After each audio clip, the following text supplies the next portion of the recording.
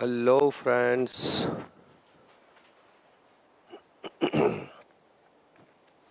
Good afternoon.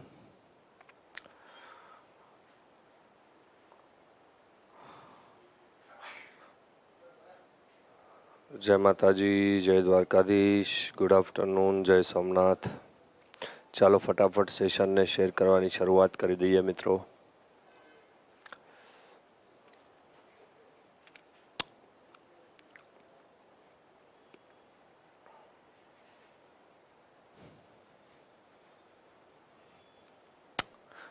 આજે આપણો એસએસનો 5મો lecture છે.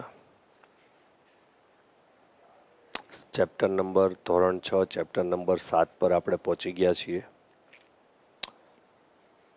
ધીમે ધીમે કન્ટિન્યુઅસલી આપણે આગળ વધી રહ્યા છીએ સારી રીતે. બસ આ જ રીતે ધોરણ 6 ખતમ થશે, ધોરણ 7, પછી ધોરણ 8, પછી 9, 10, એના પછી 11, 12 આર્ટ્સ લઈશું. આપણે આર્ટ્સનો ઇતિહાસ લઈશું, એનો જિયોગ્રાફી પણ લઈશું. થેન્ક યુ વૃષાંકભાઈ પ્રજાપતિ. જય માતાજી ઓલ ઓફ યુ. ફટાફટ મિત્રો સેશનને શેર કરો. જેટલું આપણે તાત્કાલિક અસરથી શેર કરી દઈએ એટલો જ આપણો ટાઈમ આની અંદર ઓછો જાય. ધોલકિયા દયા, સર તમારે 10મામાં કેટલા ટકા આવ્યા હતા? મારા 10મામાં ટકા તો બહુ ઝાઝા હતા, ઉપર વ્યા ગયા હતા લગભગ, પણ એ તો મેં પકડી રાખ્યા એટલે એ અંદર આવી ગયા થોડાક. હા, ધોરણ પ્રમાણે જ આપણે રોહિતભાઈ વાઘેલા એસએસ લેવાના છીએ. ઓકે, નહીં ખાલી હિસ્ટ્રી નથી. તમને એવું હોય કે એસએસની અંદર બધા જનરલી વિદ્યાર્થીઓને એવું હોય કે સાહેબ એસએસમાં ખાલી હિસ્ટ્રી જ આવતું હોય, તો એવું નથી, બરાબર ને? એસએસમાં હિસ્ટ્રી બી આવે, એસએસમાં જિયોગ્રાફી બી આવે, એસએસની અંદર સાયન્સ બી થોડા ઘણા પ્રમાણમાં આવી જાય, એડ થઈ જાય, બરાબર ને? હા, એને જીઓ સાયન્સ કહીએ આપણે. ઓકે, અને એસએસની અંદર બંધારણનો પણ સમાવેશ થઈ જશે. ઓકે, એટલે બધું આપણે કન્ટિન્યુ કમ્બાઈન લેવાનું છે કે પહેલાં ધોરણ 6 આખે આખું લઈશું, પછી ધોરણ 7 લઈશું, ધોરણ 8 લઈશું, 9, 10 એવી રીતના આપણે આગળ વધશું. ઓકે, ના અલગ નહીં પાડીએ આપણે અલગ નહીં પાડીએ.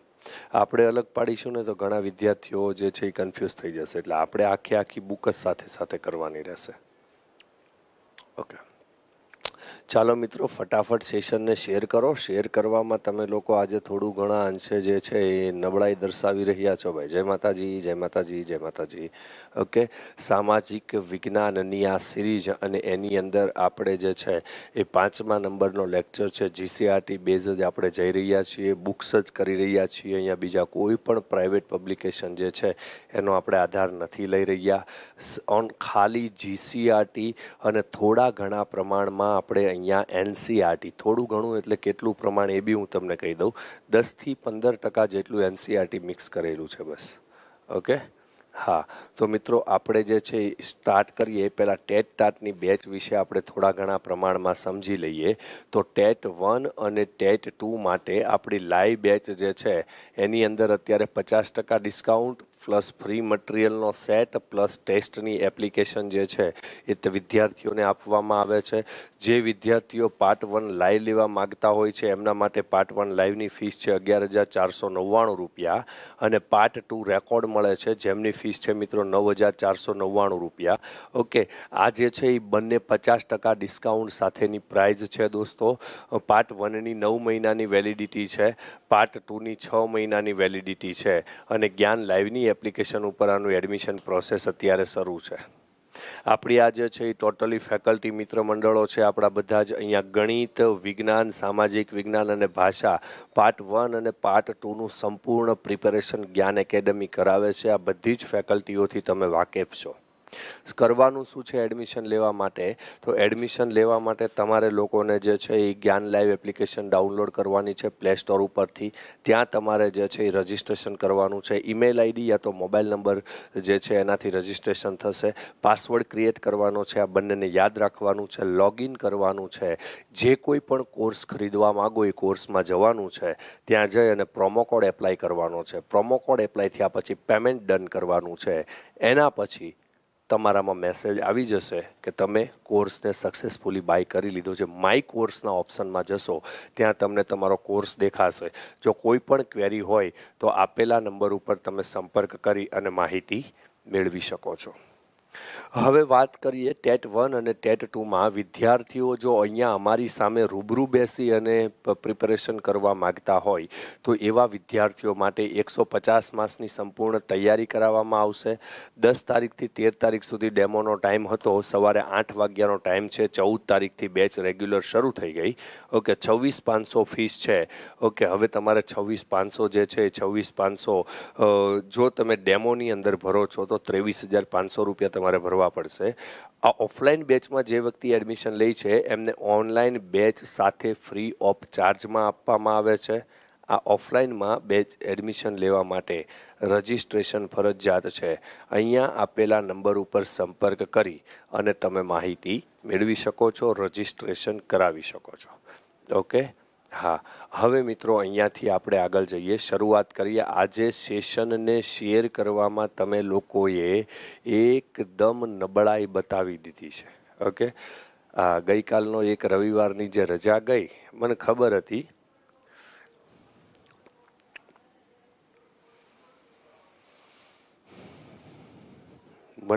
હતી કે રવિવારની એક રજા જશે એટલે કેટલાય વિદ્યાર્થીઓના મોરલ જે છે એ ધડાધડ કરતા તૂટી જશે.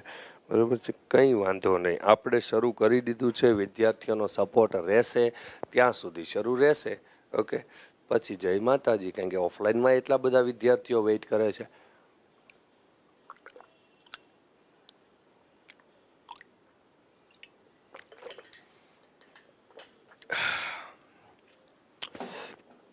ઓકે, ચાલો મિત્રો અહીંયાથી આપણે શરૂઆત કરીએ. આજનું જે ચેપ્ટર છે એ ચેપ્ટર ધોરણ 6 છે અને ધોરણ 6ની અંદર ચેપ્ટર નંબર 7 છે. એનું નામ છે ગુપ્ત યુગ અને અન્ય શાસકો.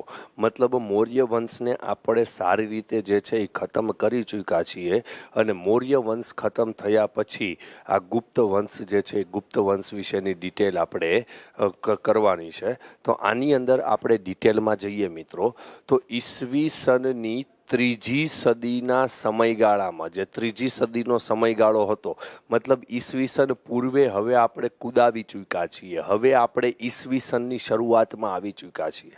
બરોબર ને સાહેબ? ડાયરેક્ટ જ જે છે એ મૌર્ય પછી ગુપ્ત આવે, ના એવું નથી. મૌર્ય પછી ડાયરેક્ટ ગુપ્ત નથી આવતા, બરોબર ને? પણ આ ધોરણ 6નો ઇતિહાસ છે એટલે અહીંયા મૌર્ય પછી ગુપ્ત જ આવે.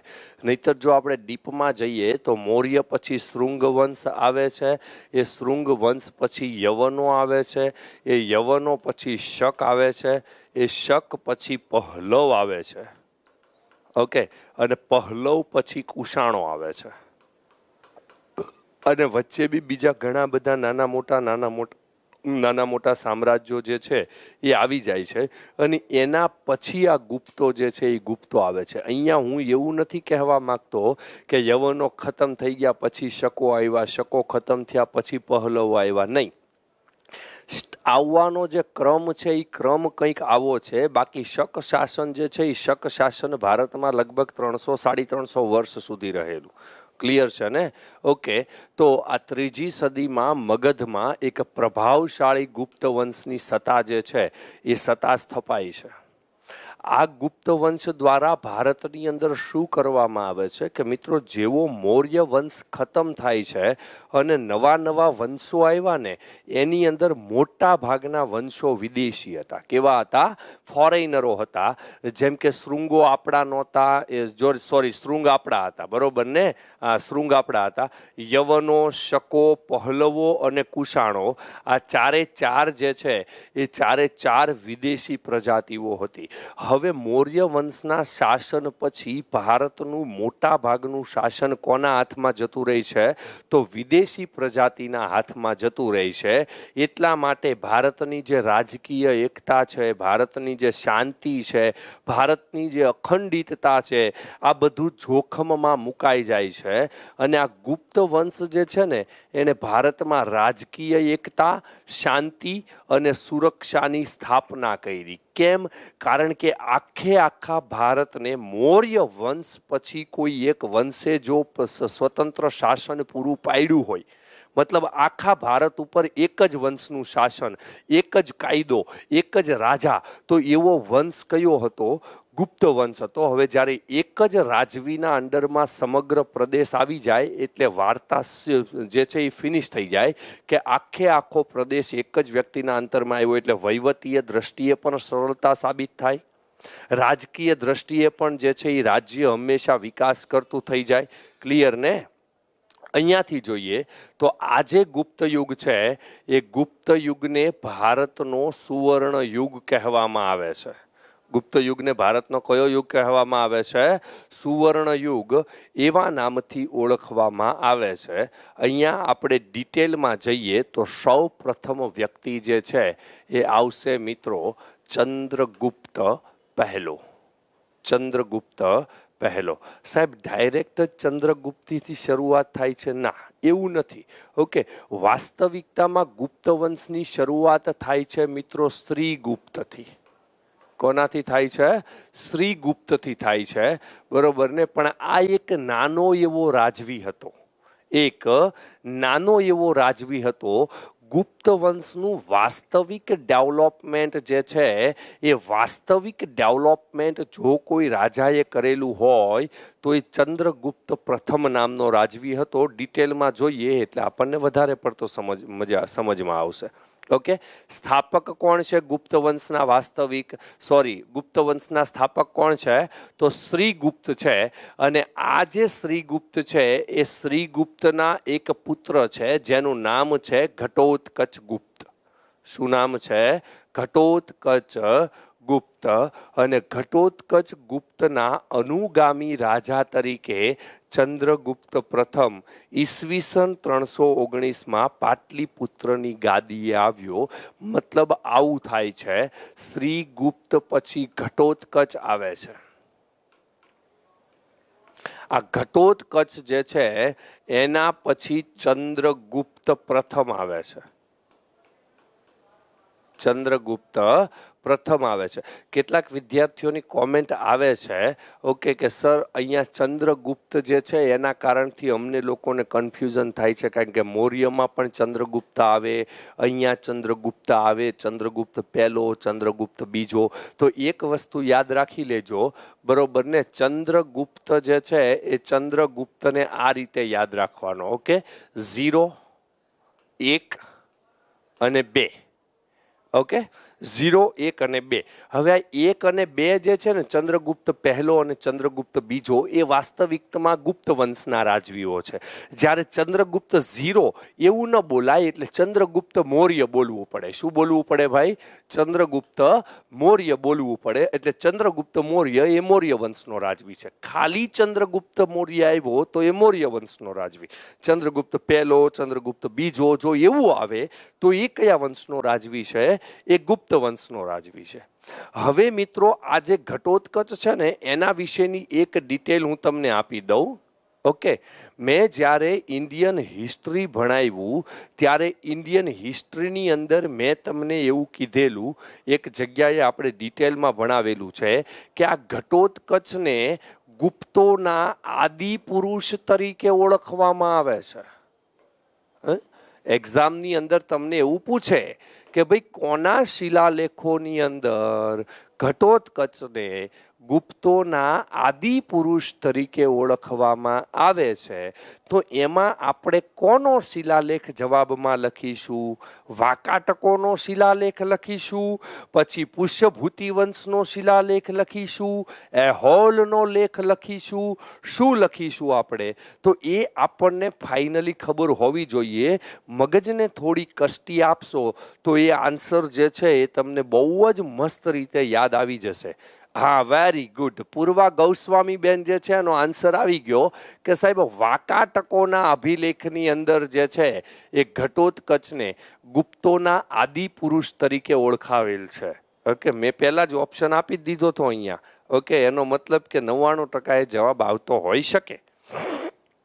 હવે એનાથી આગળ જઈએ તો આજે ચંદ્રગુપ્ત છે એ ચંદ્રગુપ્ત જે છે એ કોના પછી ગાદી આવે છે ભાઈ? ઘટોત્કચનો જ દીકરો હોય છે અને 319માં પાટલીપુત્રની ગાદી આવે છે. પાટલીપુત્રની ગાદી આવે છે, જેના લગ્ન કોના સાથે થાય છે? કુમાર દેવી સાથે લગ્ન થાય છે. ઉપાધિ ધારણ કરે છે મહારાજ ધીરાજ. મહારાજ ધીરાજ. અને કઈ સંવંતની શરૂઆત કરાવે છે? મિત્રો, મોટા ભાગના વિદ્યાર્થીઓ જે છે એ અહીંયા ભૂલ કરી જાય છે, બરોબર ને? કે સાહેબ ગુપ્ત સંવંત આવે એટલે બધા વિદ્યાર્થીઓને એક જ બાબત મગજમાં આવીને કૂદકા લગાવવા માંડે, ઝીંક ભૂરા કે ભૂરી ચંદ્રગુપ્ત બીજો. યાદ રાખજો, ગુપ્ત સંવંતની શરૂઆત જે છે એ ચંદ્રગુપ્ત પહેલાના સમયમાં થાય છે. કોના સમયમાં થાય છે? ચંદ્રગુપ્ત પહેલો જે છે એ ચંદ્રગુપ્ત પહેલાના સમયમાં ગુપ્ત સંવંતની શરૂઆત થાય છે. એક સેન્ટેન્સ આપણને એક્ઝામમાં હંમેશા કન્ફ્યુઝન ઊભું કરાવે કે સાહેબ સૌરાષ્ટ્રના વલ્લભી રાજ્યના શાસકોએ પણ આ ગુપ્ત સંવંતનો સ્વીકાર કર્યો. હે ભાઈ, તે દિવસે વલ્લભીમાં મૈત્રકો હતા? જે વિદ્યાર્થીઓને ખબર હોય કોમેન્ટ કરીને મને અહીંયા જણાવજો કે જે તે સમયે, મતલબ કે આના સમયે, સમય કયો છે? ચાલો આ સમયને આપણે આધાર રાખીને આગળ વધીએ, બરોબર ને? તો આ સમયે વલ્લભીમાં કોનું શાસન હતું? આ સમયે વલ્લભી જે છે એ વલ્લભીમાં કોનું શાસન હતું? ઓકે, વિદ્યાર્થીઓ ગુપ્ત મૈત્રકોનું શાસન હતું યા ગુપ્તોનું શાસન હતું યા પછી અલગ અલગ કોઈ વંશ જે છે એ વંશનું શાસન હતું? કોમેન્ટ કરીને તમારે મને જણાવવાનું છે, બરોબર ને?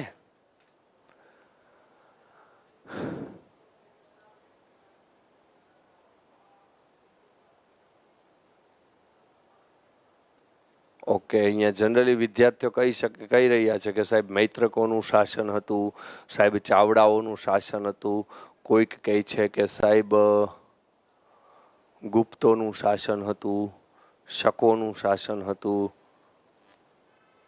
ઓકે, મતલબ એક વસ્તુ ફિક્સ થઈ ગઈ કે જો આ ક્વેશ્ચન એક્ઝામમાં પૂછાય તો અહીંયા રહેલા 800 વિદ્યાર્થીમાંથી કદાચને 2 થી 3 કોમેન્ટ મેં જોઈ છે કે જેના આન્સર રાઈટ છે. ઓકે, તો 800 વિદ્યાર્થીમાંથી જો 2 થી 3 વિદ્યાર્થીઓના જવાબ સાચા હોય, એનો મતલબ જો આ ક્વેશ્ચન એક્ઝામમાં પૂછાય તો મોટા ભાગના વિદ્યાર્થીઓએ હાથને સાબુ પાણી વગર ધોઈ નાખવાના રહે, બરોબર ને? આવું જ સાબિત થાય. ભાઈ, જેટલા મૈત્રકની કોમેન્ટ કરી રહ્યા છે ને એ લોકોને હું એક નોર્મલ બાબત સમજાવી દઉં કે મૈત્રકોની સ્થાપના 470માં થઈ હતી ભાઈ મારા. હવે અહીંયા જે છે આ 319ની સાલ છે, એટલે આના પછી 150 વર્ષ બાદ મૈત્રકોની જે છે એ વલ્લભીની અંદર શરૂઆત થઈ હતી. મતલબ સાબિત થઈ ગયું કે 80% વિદ્યાર્થીઓ મૈત્રક કોમેન્ટ કરે છે, જવાબમાં મૈત્રક આવશે નહીં. 80% વિદ્યાર્થીઓનો આન્સર ખોટો છે. આન્સર ખોટો છે, બરોબર ને? સાહેબ સાચો જવાબ શું આવશે? અહીંયા પર જે છે એ ક્ષત્રપોનું શાસન હતું. કોનું શાસન હતું ભાઈ? શકોનું. ક્ષત્રપોનું શાસન જે છે એ વલ્લભીમાં હતું. હવે તમને એક્ઝામમાં એવું પૂછાય કે ગુપ્ત સંવંતની શરૂઆત કોણે કરેલી, તો તમને ખબર હોવી જોઈએ ચંદ્રગુપ્ત પ્રથમ. અને ચંદ્રગુપ્ત પ્રથમ દ્વારા શરૂ કરાયેલી જે ગુપ્ત સંવંત છે એનો સૌરાષ્ટ્ર કે વલ્લભીના કયા શાસકોએ પણ સ્વીકાર કરેલો? ઓકે, તો એ શક ક્ષત્રપ શાસકો જે છે એ શક ક્ષત્રપ શાસકોએ સ્વીકાર કરેલો. ક્લિયર છે? ક્લિયર છે? રાઈટ આન્સર ખબર પડી ગઈ શું આવશે ભાઈ? પડી ગઈ ને?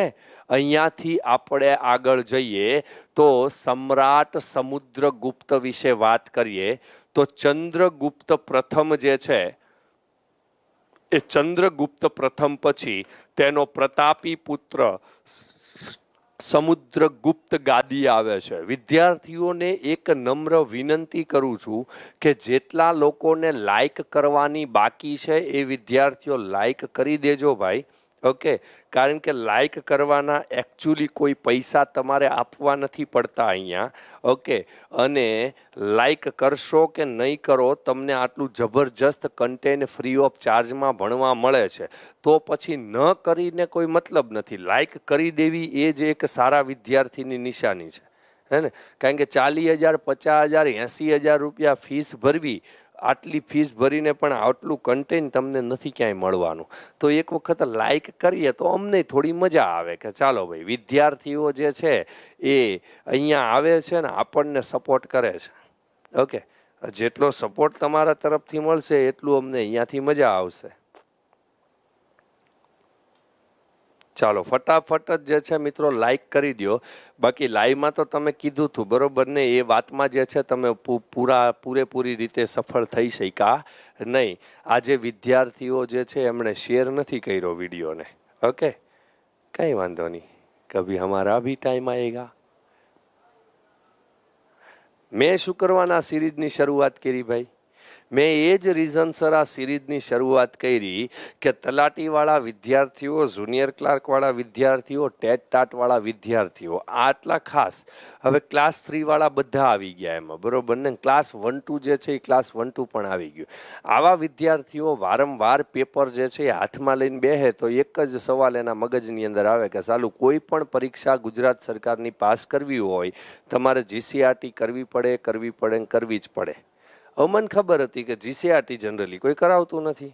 ઓકે, અને GCRT વિદ્યાર્થીઓ કોઈ દિવસ જાતે કરવાના નથી, અને જાતે કરશે તો એને એ ખબર નથી કે કેવા ટાઈપના ક્વેશ્ચન પૂછાઈ શકે, કેવા ટાઈપના ક્વેશ્ચન ન પૂછાય. એટલા માટે મેં આની અંદર મહેનત કરી, મારા રીતે જે છે જેટલો સાર અગત્યનો લાગતો હતો, ઓકે, એ બધું જ મેં જે છે આની અંદર ઉતારી અને તમારા સામે લાવીને મૂકી દીધું. બાકી એવું નહીં કે હું GCRT શીખું છું, મને આવડે છે, મને તો આવડે જ છે, મારે નથી શીખવાની. તમે લોકો ક્યાંક ખોટા 25, 30, 50, 60,000 રૂપિયા ફીસ ભરી અને ફસાવ નહીં. એટલા માટે આજે છે જ્ઞાન એકેડમી તમારા માટે લઈને આવી. કદર થશે તો આગળ વધાશે આમાં ભાઈ. ઓકે, હા. હવે મિત્રો અહીંયાથી આગળ જઈએ. એક સલાહ તમને આપી દઉં. તમને જેમ મૌર્ય વંશ પેઢી ટુ પેઢી યાદ રહી છે કે સાહેબ ચંદ્રગુપ્ત મૌર્ય પછી બિંદુસાર જ આવે, બિંદુસાર પછી સમ્રાટ અશોક જ આવે, આવી રીતના તમારે જે સોલંકી વંશ તમને પેઢી ટુ પેઢી યાદ રહી છે કે મૂળરાજ સોલંકી પછી જે છે એ ચામુંડરાજ જ આવે, ચામુંડરાજ પછી વલ્લભરાજ આવે, વલ્લભરાજ પછી દુર્લભરાજ આવે, દુર્લભરાજ પછી ભીમદેવ પહેલો આવે, એના પછી કર્ણદેવ આવે, એના પછી સિદ્ધરાજ સોલંકી આવે, એના પછી કુમારપાળ આવે. આજે તમને પેઢી ટુ પેઢી યાદ રહી છે ને, સ્ટેપ બાય સ્ટેપ. એવી જ રીતના અહીંયા રહેલા 1% વિદ્યાર્થીઓને ફક્ત ગુપ્ત વંશ યાદ રહી છે ભાઈ. ઓકે, તો હું એવું કહું છું કે આ જે ગુપ્ત વંશ છે એ ગુપ્ત વંશને પણ તમે પેઢી ટુ પેઢી યાદ રાખી દો. એક્ઝામમાં તમારો 1 માર્ક્સ ક્લિયર થઈ જશે ભાઈ. 1 માર્ક્સ એક્ઝામમાં તમારો ક્લિયર થઈ જશે. આપણે સૌ પ્રથમ કયા રાજવી જોયા? તો સાહેબ શ્રીગુપ્તનું નામ આવ્યું. આ શ્રીગુપ્ત પછી જે છે એ આપણે ઘટોત્કચને જોયા. કોને જોયા? ઘટોત્કચને. એના પછી આપણે ચંદ્રગુપ્ત પ્રથમ જે છે એ પ્રથમને જોયા, અને આના પછી આપણે સમુદ્રગુપ્તને જોયા. કોને જોયા ભાઈ? સમુદ્રગુપ્તને જોયા. એટલે એ જ રીતે યાદ રાખી લ્યો, શ્રીગુપ્ત પછી ઘટોત્કચ પછી ચંદ્ર, ચંદ્ર પછી સમુદ્ર, ચંદ્ર પછી શું આવશે? સમુદ્ર. ઓકે, તો ચંદ્રગુપ્ત જે પ્રથમ છે એના પછી એનો પ્રતાપી પુત્ર સમુદ્રગુપ્ત ગાદી ઉપર આવે છે, અને એની માહિતી વિશે આપણે વાત કરીએ તો પ્રયાગરાજના સ્તંભલેખ એટલે કે પ્રયાગ પ્રશસ્તિ અને તેના સિક્કાઓમાંથી તેની માહિતી આપણને મળે છે. હવે આ પ્રયાગ પ્રશસ્તિ જે છે એ પ્રયાગ પ્રશસ્તિમાં આપણે જો ડિટેલમાં જઈએ તો હકીકતે જે મિત્રો પ્રયાગરાજનો સ્તંભલેખ છે એ શું છે? તો એ સમ્રાટ અશોકનો શિલાલેખ છે. હકીકતે આ જે પ્રયાગ પ્રશસ્તિ છે ને એ શું છે? તો એ સમ્રાટ અશોકનો શિલાલેખ છે. ઓકે, અને એ સમ્રાટ અશોકના શિલાલેખ ઉપર આ સમુદ્રગુપ્તના જે કવિ છે જેનું નામ છે રાજકવિ હરિસેન, રાજકવિ હરિસેન, એ હરિસેણે સમ્રાટ અશોકના શિલાલેખ ઉપર લખાણ લખેલું અને એને આપણે પ્રયાગ પ્રશસ્તિ નામથી ઓળખીએ છીએ. એની અંદર એણે કયા રાજવીનું લખાણ લખેલું? તો એની અંદર એણે સમુદ્રગુપ્ત વિશેનું લખાણ લખેલું છે. કોનું લખાણ લખેલું છે? સમુદ્રગુપ્ત વિશેનું. તમને એક્ઝામની અંદર પૂછે ને કે પ્રયાગ પ્રશસ્તિ વાસ્તવિકતામાં શું છે, તો એ સમ્રાટ અશોકનો શિલાલેખ છે. આ વસ્તુને યાદ રાખી લેજો ભાઈ. શિલાલેખ ન કહેવાય એને. ઓકે, અહીંયા હું શબ્દ સુધારી નાખું છું. અરે યાર, અહીંયા હું શબ્દ સુધારી નાખું છું, સમજજો. જતું રહ્યું પેલું બધું. Okay, thank you.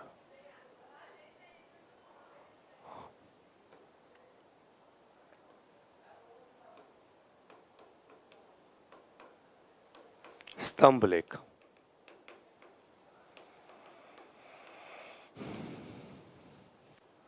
સમ્રાટ અશોકનો સ્તંભલેખ છે. હવે વિદ્યાર્થીઓ, જ્યારે આપણે ગુપ્ત વંશ ભણતા હતા તે સમયગાળામાં મેં તમને વાત કરેલી કે આ જે છે એ કઈ લિપિમાં લખાયેલું છે, કઈ ભાષામાં લખાયેલું છે, આ તમારે યાદ રાખવાનું છે. ઓકે, અને એ ઘણા બધા વિદ્યાર્થીઓએ યાદ રાખ્યું હતું પણ, અને એ વિદ્યાર્થીઓને હવે અહીંયા કોમેન્ટ કરવાની છે કે કવિ હરિસેન જે છે એ કવિ હરિસેણે આ કઈ લિપિની અંદર પ્રયાગ પ્રશસ્તિની રચના કરેલી છે. કઈ લિપિની અંદર પ્રયાગ પ્રશસ્તિની રચના કરેલી છે? ચાલો કોમેન્ટ કરીને મને જણાવો. Okay, very good. ધારા રાવલનો પ્રથમ આન્સર રાઈટ આવ્યો. પૂર્વા ગૌસ્વામી રાઈટ આન્સર આપે છે. ઓકે, એ સિવાયના જેટલા બ્રાહ્મી ને વગેરે જે છે ને એ બધું ખોટું આવશે ભાઈ. ઓકે, ચંપુ શૈલી. હા, મારો જે ક્વેશ્ચન હતો એ શૈલીનો હતો કે કઈ શૈલી જે છે એ શૈલીનું લખાણ આમાં જોવા મળે છે. ચંપુ શૈલીમાં લખાયેલું છે. સાહેબ, ચંપુનો મતલબ શું છે? તો ચંપુ એટલે કે ગદ્ય પણ હોય અને પદ્ય પણ હોય. આ ગદ્ય અને પદ્યનું મિશ્રણ કરી નાખીએ એને કઈ શૈલી તરીકે ઓળખવામાં? આઈ એમ સોરી, લિપિ નહીં, આ લિપિ નહીં, શૈલીની વાત છે. ઓકે, ગદ્ય અને પદ્યનું મિશ્રણ, આ બંનેનું મિશ્રણ થાય એને કઈ શૈલી કહેવાય?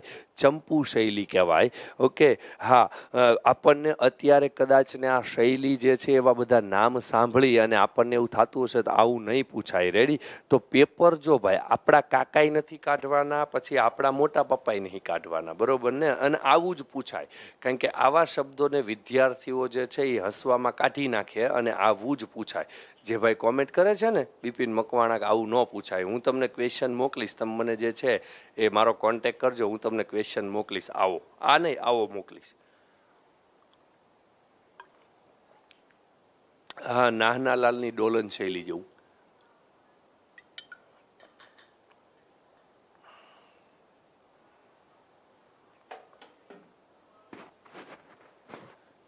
ઓકે, અને અહીંયાથી મિત્રો એ સિવાય એના જે સિક્કાઓ છે એ સિક્કાઓમાંથી પણ એની માહિતી મળે છે કે એ જે છે એ વીણા વગાડવાના શોખીન હતા. શેના શોખીન હતા? વીણા વગાડવામાં એ પ્રવીણ હતા. પ્રવીણ એટલે એનો મતલબ એવો થાય કે જનરલી જે કોઈ પણ ફિલ્ડ હોય એ ફિલ્ડની અંદર ટોપ લેવલનું નિષ્ણાંત હોવું, ટોપ લેવલનું નિષ્ણાંત હોવું, બરોબર ને? અને અહીંયાથી મિત્રો આપણે આગળ જઈએ. ખૂબ જ ઓછા સમયમાં ઉત્તર ભારતના મોટા ભાગના રાજ્યોથી માંડી અફઘાનિસ્તાનના કુષાણ શાસન તંત્ર સુધી તેની વિજય યાત્રા જે છે એ વિજય યાત્રા કરેલી. મતલબ ધીરે ધીરે જે છે એ શાસનનું ડેવલપમેન્ટ કરતા જાય છે અને ખૂબ ઓછા સમયગાળામાં ઉત્તર ભારતના મોટા ભાગના રાજ્યો, પછી અફઘાનિસ્તાનનો જે વિસ્તાર છે એ અફઘાનિસ્તાનના વિસ્તાર સુધી એમણે વિજય મેળવ્યા. દક્ષિણ ભારતના લગભગ 12 જેટલા રાજાઓને તેમણે હરાવેલા. દક્ષિણ ભારતના લગભગ કેટલા રાજાઓને એમણે હરાવેલા? 12 જેટલા રાજાઓને તેમણે હરાવેલા. અને આ ચંદ્રગુપ્ત એ મહાન વિજેતા અને સંસ્કારી સમ્રાટ હતો. એક મહાન વિજેતા અને સંસ્કારી સમ્રાટ. કેટલો મહાન વિજેતા? તો શ્રીગુપ્ત જે છે ને એ શ્રીગુપ્તએ ખાલી શરૂઆત કરેલી. એના દીકરા ઘટોત્કચ જે છે ને એમણે પણ એ જ રાજ્યતંત્રને સારી રીતે સાચવીને જાળવી રાખેલું. કોઈ ડેવલપમેન્ટ નહોતું. હવે એના પછી જે ચંદ્રગુપ્ત પ્રથમ આવે છે એ ચંદ્રગુપ્ત પ્રથમે શું શરૂઆત કરી?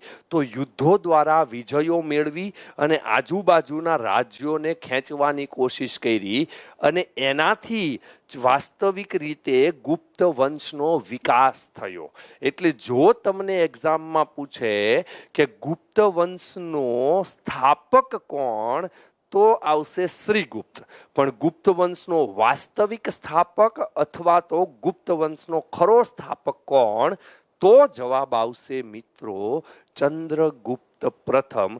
એ ચંદ્રગુપ્ત જે છે એ જેટલો શક્તિશાળી હતો એટલો જ શક્તિશાળી એનો દીકરો આ સમુદ્રગુપ્ત જે છે એ સમુદ્રગુપ્ત પણ હતો. સમુદ્રગુપ્ત પણ હતો. ક્લિયર છે? અને અહીંયાથી આપણે આગળ જઈએ તો એને કોનું બિરુદ મળેલું છે ભાઈ? કવિરાજનું બિરુદ મળેલું છે. શેનું બિરુદ મળેલું છે? કવિરાજનું બિરુદ મળેલું છે. એનું રીઝન છે કે ઇતિહાસ એવું કહે છે કે એમણે ઘણા બધા કાવ્યોની રચના કરેલી, ઘણા બધા નાટકોની રચના કરેલી, પણ આપણી કમનસીબી છે કે આજે તેનું એક પણ કાવ્ય આપણને મળતું નથી.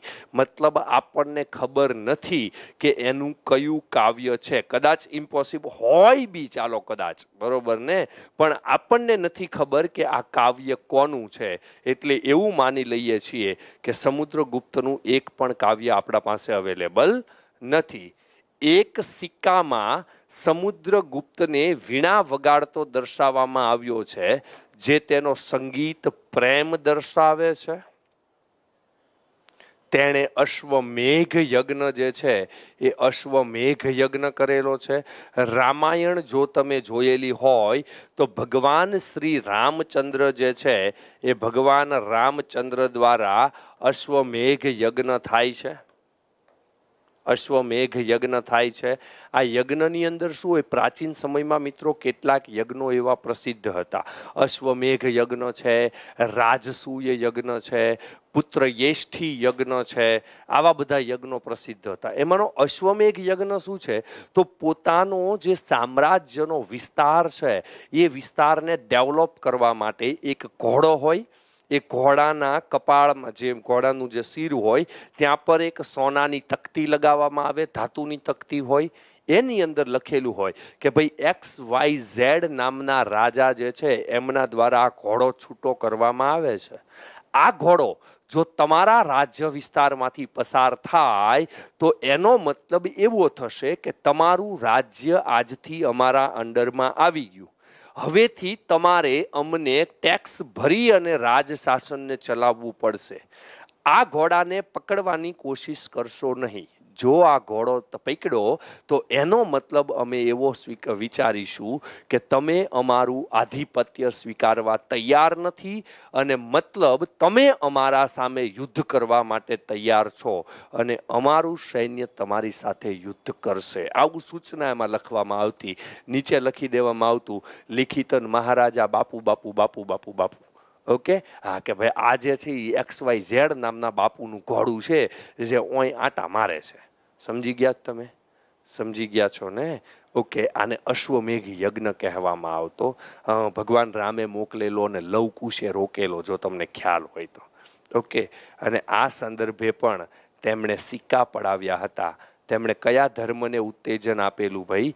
હિન્દુ ધર્મ જે છે એ હિન્દુ ધર્મને ઉત્તેજન આપેલું. આ ધર્મની વાત કરીએ તો જનરલી જે છે એ મૌર્ય વંશ હોય કે પછી એના પછીના જે વંશ હતા એમાં કોઈક વંશ જ હિન્દુ ધર્મને માનતો હતો. જેમ કે શૃંગ વંશ જે છે એ હિન્દુ ધર્મનો વંશ હતો. બાકી જેટલા વંશો આવ્યા એમાં કોઈ ક્રિશ્ચનો હતા, કોઈક જે છે એ બૌદ્ધ ધર્મી હતા, જૈન ધર્મી હતા. ઓકે, તો આ હિન્દુ ધર્મની એક શાખા એટલે કે જેને ભાગવત સંપ્રદાય કહીએ, આ ભાગવત ધર્મને માનતા. ગુપ્તો કયા ધર્મને માનતા હતા? ભાગવત ધર્મને માનતા. એનો મતલબ એવો પણ નથી કે આ લોકો બીજા ધર્મને નહોતા માનતા, એસેપ્ટ બધું જ કરતા હતા, પણ એ લોકોનો રાજધર્મ અને રાજ્ય ધર્મ કયો હતો? તો ભાગવત હિન્દુ ધર્મ હતો. ભાગવતનો મતલબ થાય છે ભગવાન વિષ્ણુ, અને ભગવાન વિષ્ણુનું વાહન કયું? તો ગરુડ. તો આ જે છે એ ગુપ્ત રાજવીઓ જે છે એના ધજાની અંદર કયું ચિહ્ન હતું ભાઈ? ગરુડ એનું રાજ ચિહ્ન હતું. આ વસ્તુ યાદ રાખી લેજો. ગુપ્ત રાજવીઓનું રાજ ચિહ્ન કયું હતું? તો ગરુડ એનું રાજ ચિહ્ન હતું. અને ગુપ્ત સામ્રાજ્યની મહાનતાનો તે સર્જક હતો. એટલે કોની વાત ચાલી રહી છે અહીંયા? ચંદ્રની કે સમુદ્રની? તો સમુદ્રની. કોની વાત ચાલી રહી છે ભાઈ? સમુદ્ર જે છે એ સમુદ્રની. જો આ જે સિક્કો મળેલો છે ને કે જેમાં એ વીણા વગાડતો દેખાય છે, ઓકે, એ આ સિક્કો છે. જુઓ, આની અંદર જે છે એવું દેખાય છે કે એ વીણા વગાડી રહ્યા છે, વીણા વગાડી રહ્યા છે. ઓકે, અહીંયાથી મિત્રો આપણે આગળ જઈએ તો તલાટીની બેચ વિશે આપણે વાત કરીએ તો સિલેક્શન બેચ છે જેમાં 100% અભ્યાસક્રમ ખતમ કરવામાં આવશે. લાઈવ બેચ છે. ઓકે, આ બેચની અંદર ડેઈલી મિત્રો 5 કલાક સુધી તમારા લાઈવ લેક્ચર લેવામાં આવશે અને 60 દિવસમાં તલાટી જુનિયર ક્લાર્ક પાર કરવા માટેની આખી આપણી આ જે યોજના છે. ફીસ છે 6,499 રૂપિયા. 15 નવેમ્બર સુધી જ આ જે સ્કીમ છે એ તમારા માટે અવેલેબલ છે. ફ્રી રેકોર્ડ લેક્ચર મળશે, 4 બુક સેટ મળશે, 10 મોક ટેસ્ટ આપવામાં આવશે, 43 paper set book, 60 daily test અને 12 જેટલા માઇન્ડ મેપ વિદ્યાર્થીઓને અહીંયા પર મળી શકશે. ઓકે, 6 મહિનાની વેલિડિટી રહેશે, 50% ડિસ્કાઉન્ટ અવેલેબલ છે. આ બેચમાં એડમિશન લેવા માટે નીચેના નંબરનો સંપર્ક કરી શકો છો. કોઈ વિદ્યાર્થી જો ઓફલાઈનમાં તલાટી જુનિયર ક્લાર્કમાં એડમિશન લેવા માટે વિચારે તો 10 થી 13 તારીખ સુધી ડેમો છે, સવારે 8 વાગ્યે. 14 તારીખથી બેચ શરૂ થાય છે. જીકે 50 માર્ક્સ, ગુજરાતી વ્યાકરણ 20 માર્ક્સ, અંગ્રેજી વ્યાકરણ 20 માર્ક્સ, ગણિત 10 માર્ક્સ, આવું 100 માર્ક્સની સંપૂર્ણ તૈયારી કરાવવામાં આવશે. સાથે સાથે રેગ્યુલર ટેસ્ટ, ડેઇલી જે ટેસ્ટ આવતી હોય એ, વીકલી ટેસ્ટ, મોક ટેસ્ટ વગેરેના આયોજન જે છે એ પણ અહીંયા હશે. અહીંયા આપેલા નંબર ઉપર સંપર્ક કરી અને માહિતી મેળવી શકો છો. 13,999 રૂપિયા ફીસ છે. અહીંયાથી આપણે આગળ જઈએ. સમ્રાટ ચંદ્રગુપ્ત બીજો એટલે કે વિક્રમાદિત્ય. યાદ રાખવા માટે આપણે એક જ યાદ રાખવાનું છે. શ્રીગુપ્ત પછી ઘટોત્કચ, ઘટોત્કચ પછી ચંદ્ર, પછી સમુદ્ર, પછી પાછો ચંદ્ર. ચંદ્ર, સમુદ્ર અને ચંદ્ર. હવે મિત્રો સમજજો, આ સમુદ્રગુપ્ત જે છે ને એ સમુદ્રગુપ્તને 2 દીકરા હતા. એકનું નામ રામ છે અને એકનું નામ ચંદ્ર છે. સમુદ્રગુપ્તને કેટલા દીકરા હતા?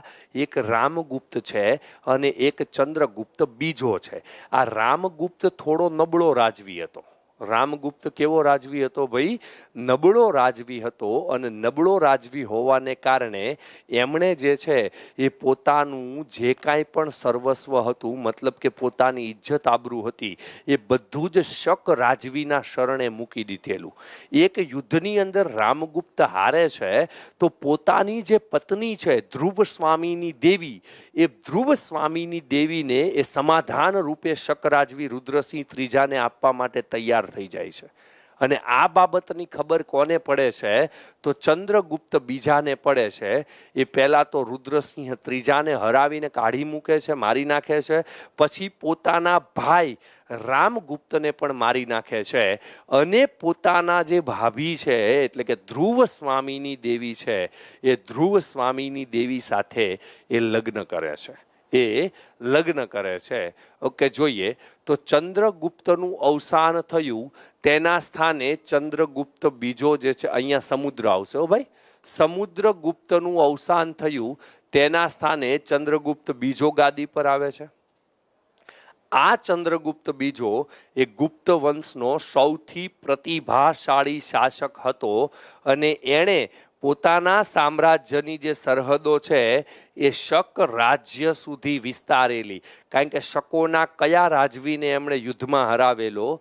તો શકનો જે રુદ્રસિંહ ત્રીજા નામનો જે રાજવી હતો જુનાગઢની અંદર, એટલે આમ તો આ વલભીમાં હતો, બરોબર ને?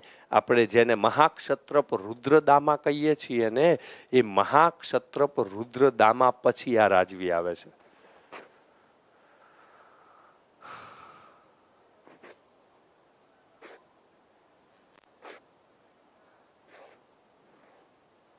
આશાબેન જોશી, મેં સુધારી તો નાખ્યું યાર. હું સુધારું એ પહેલા જ તમે કોમેન્ટોની શરૂઆત કરી દો.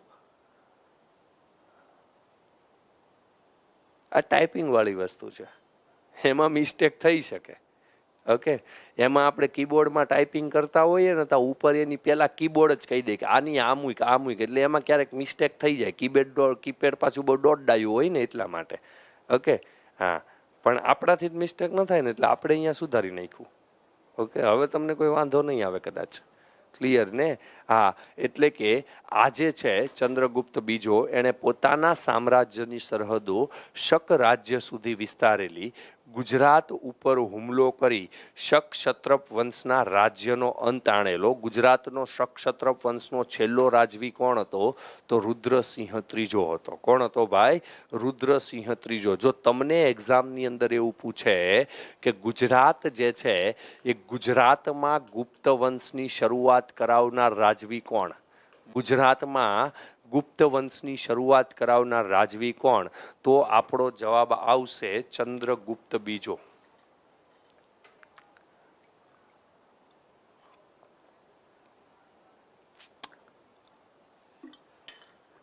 ચંદ્રગુપ્ત બીજો. અને આ જે શકોને હરાવેલા છે ને એમણે, એટલે આ શકોની વિજયની યાદમાં જ એને એક બિરુદ મળેલું છે, જે બિરુદ છે શકારી. કયું બિરુદ મળેલું છે?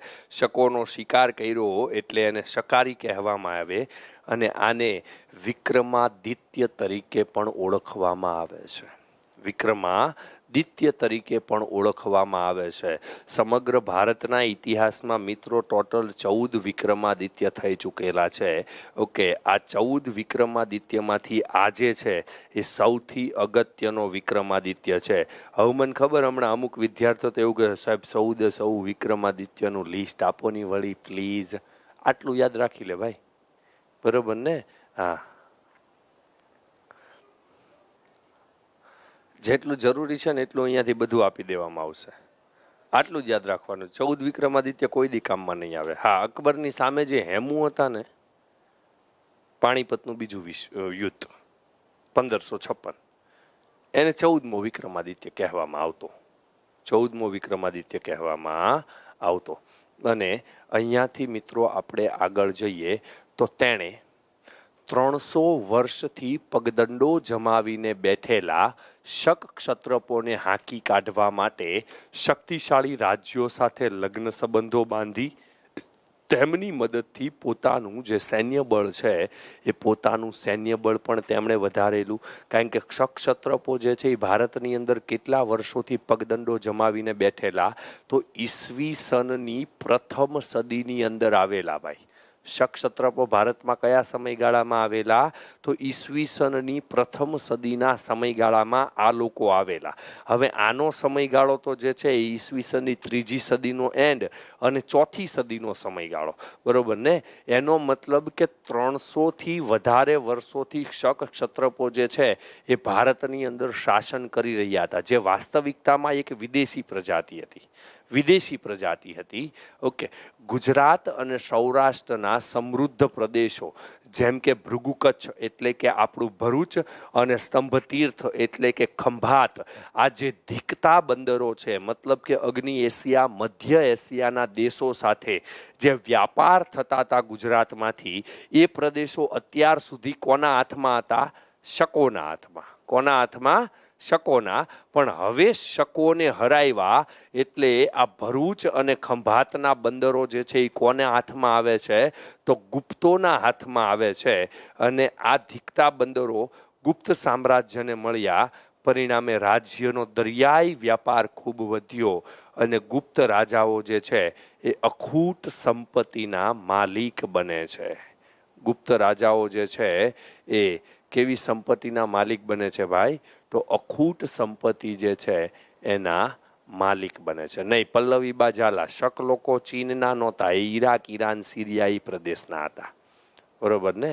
અને ચીની યાત્રાળુ, જો તમને એક્ઝામમાં પૂછે, ટોટલ પ્રાચીન ભારતના ઇતિહાસમાં 4 ચીની યાત્રાળુઓ જે છે એ મેઇન છે, એ મેઇન છે.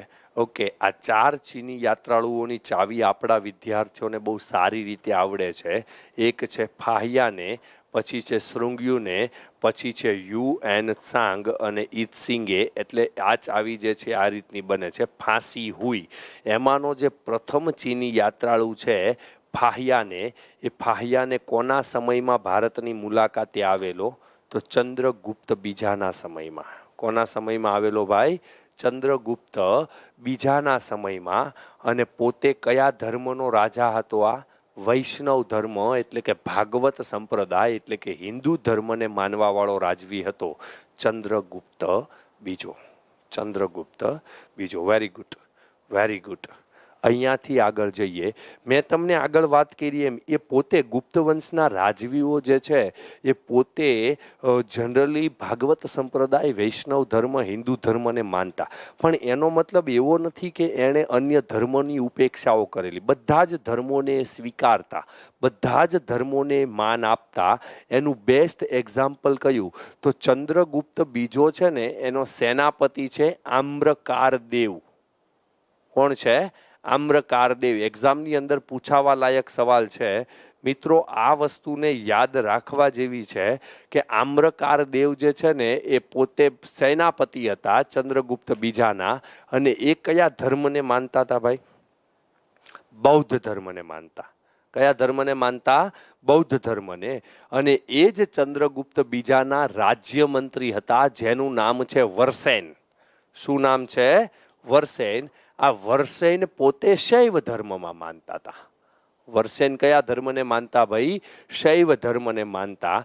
મતલબ એક જ રાજાના સૈન્યમાં અને દરબારમાં રહેલા 2 અગત્યના હોદ્દેદારો. સેનાપતિ પણ અગત્યના છે, અગત્યનો હોદ્દો છે. પછી રાજ્ય કક્ષાનો મંત્રી, એ પણ અગત્યનો હોદ્દો છે. તો એક બૌદ્ધ ધર્મથી બિલોંગ કરતો હતો, એક જે છે એ હિન્દુ ધર્મથી બિલોંગ કરતો હતો, એટલે કે ભગવાન શિવને માનતો હતો. ઓકે, તો એનો મતલબ એવો થાય કે રાજા તટસ્થ હશે. કેવા હતા? તટસ્થ. હા, એ પોતે હિન્દુ ધર્મને માનતા હતા, પણ એવું કહેતા કંઈ વાંધો નહીં, કોઈ પણ ધર્મને માનો, ધર્મ સારા જ છે, બરોબર ને? ધર્મની આજ્ઞાઓનું પાલન કરતા આવડવું જોઈએ, પાલન કરતા આવડવું જોઈએ. અને ગુપ્ત યુગની જો આપણે વાત કરીએ મિત્રો, તો તેના શાસનકાળ દરમિયાન મેળવેલ સાંસ્કૃતિક સિદ્ધિઓને કારણે ગુપ્ત યુગને ભારતનો સુવર્ણ યુગ તરીકે ઓળખવામાં આવે છે. કારણ કે આર્થિક વાત કરીએ, સામાજિક વાત કરીએ, રાજકીય વાત કરીએ, ધાર્મિક વાત કરીએ, બધા જ પાસાઓમાં, સાહિત્યિક દ્રષ્ટિએ વાત કરીએ, આર્ટ એન્ડ કલ્ચર એટલે કે કળા અને સાંસ્કૃતિક વારસાની દ્રષ્ટિએ જો વાત કરીએ, તો આ બધી જ બાબતોમાં જો ભારતનું કોઈ એક સમયે સારું એવું ડેવલપમેન્ટ થયું હોય તો એ સમયગાળો કયો છે? ગુપ્ત વંશ છે. કયો વંશ છે? ગુપ્ત વંશ છે, જેમાં ભારતનું ડેવલપમેન્ટ થયેલું જોઈએ આપણે. તેણે સંસ્કૃતની વાત કરીએ તો તે વિદ્વાનો અને કવિઓનો આશ્રયદાતા માનવામાં આવતો. જેમ કે મહાકવિ કાલિદાસ જેવા કવિઓ પણ એના દરબારમાં હતા. ઓકે, ફાહિયાન પણ એના દરબારમાં આવેલો. અમરસિંહજી જે છે, જેણે અમરકોશની રચના કરેલી, સંસ્કૃત ભાષા સાહિત્યનો સૌપ્રથમ શબ્દકોશ. ઓકે, તો એ અમરસિંહ પણ તેના જ દરબારમાં હતા. અમરસિંહ પણ તેના જ દરબારમાં હતા. પછી મહાન કવિ કાલિદાસ એના દરબારમાં હતા, જેમણે નાટ્ય લેખકો વગેરે લખેલું, જે તેના રાજકવિ હતા, જે તેના રાજકવિ હતા. કમલેશભાઈ કોચારા વિક્રમ સંવંતની શરૂઆત આના સાથે સંકળાયેલી નથી. ઘણા બધા સ્ટુડન્ટના મગજની અંદર એવા વેમ પાળેલા છે કે આને વિક્રમાદિત્ય કહેવાતો એટલે આમણે જ વિક્રમ સંવંતની શરૂઆત કરી છે. નહીં, વિક્રમ સંવંતની શરૂઆત ઈસવીસન પૂર્વે ઉજ્જૈનમાંથી થયેલી છે. ક્યાંથી થયેલી છે? અને પરમાર વંશના રાજવીએ કરેલી છે. બરોબર ને? પરમાર વંશના રાજવીએ કરેલી છે. અહીંયાથી આગળ જઈએ તો આયુર્વેદિક દ્રષ્ટિએ પણ સારો વિકાસ થયેલો, કારણ કે ધન્વંતરી એમના દરબારમાં હતા. વૈજ્ઞાનિક દ્રષ્ટિકોણે વરાહ મિહિર અને વૈતાલ ભટ્ટ પણ એમના દરબારમાં હતા. સાહિત્યિક દ્રષ્ટિએ અમરકોશના રચિતા અમરસિંહ તેના દરબારમાં હતા. સાહિત્ય હોય, વિજ્ઞાન હોય, રંગ રસાયણ ક્ષેત્ર હોય, ધાર્મિક બાબતો હોય, આર્થિક બાબતો હોય, રાજકીય બાબતો હોય, સામાજિક બાબતો હોય, આ તમામ ક્ષેત્રની અંદર ભારતનો એક જ સાથે જો ડેવલપમેન્ટ થયું હોય તો એ ગુપ્ત વંશ. અને ગુપ્તમાં પણ કયો સમયગાળો? તો ચંદ્રગુપ્ત બીજાનો સમયગાળો. ચંદ્રગુપ્ત બીજાનો સમયગાળો. આ સિવાય મિત્રો એક્ઝામમાં પૂછાવા લાયક આ બાબતને યાદ રાખજો. અજંતાના ઘણા કલા મંડપો તેમના સમયમાં તૈયાર થયા. અજંતા જે છે, અજંતા ઇલોરાની ગુફાઓ, એમના ઘણા કલા મંડપો કોના સમયમાં તૈયાર થયેલા છે? તો ચંદ્રગુપ્ત બીજાના સમયમાં. દિલ્હી પાસેનો મહેરૌલીનો લોહ સ્તંભ, મહેરૌલીનો લોહ સ્તંભ તેના સમયમાં તૈયાર થયેલો છે, જેને સદીઓ સુધી તાપ અને વરસાદમાં રહેવા છતાં કાટ લાગ્યો નથી. મતલબ આ ધાતુ વિદ્યા જે છે એ ધાતુ વિદ્યાનો ઉત્તમ નમૂનો ગણી શકાય. જે કઈ જગ્યા પર છે? તો દિલ્હીની પાસે આવેલા મહેરૌલીનો લોહ સ્તંભ છે. ઓકે. અને ઈસવીસન 414માં એમનું અવસાન થાય છે. એટલે કોનું અવસાન થાય છે ભાઈ? તો ચંદ્રગુપ્ત બીજા જે છે એ ચંદ્રગુપ્ત બીજાનું અવસાન થાય છે. ચાલો, ક્લિયર છે? ક્લિયર છે ને? ઓકે. તો મિત્રો અહીંયા પર આપણે આજના લેક્ચરને ખતમ કરીએ છીએ. જય હિન્દ, જય ભારત. આવતીકાલનો ટાઈમ છે 1 વાગ્યાનો. કેટલા વાગ્યાનો? 1 વાગ્યાનો ટાઈમ છે આવતીકાલનો. ઓકે. ફરજિયાત બધા જ વિદ્યાર્થીઓએ પહોંચી જવાનું છે. જય હિન્દ, જય ભારત.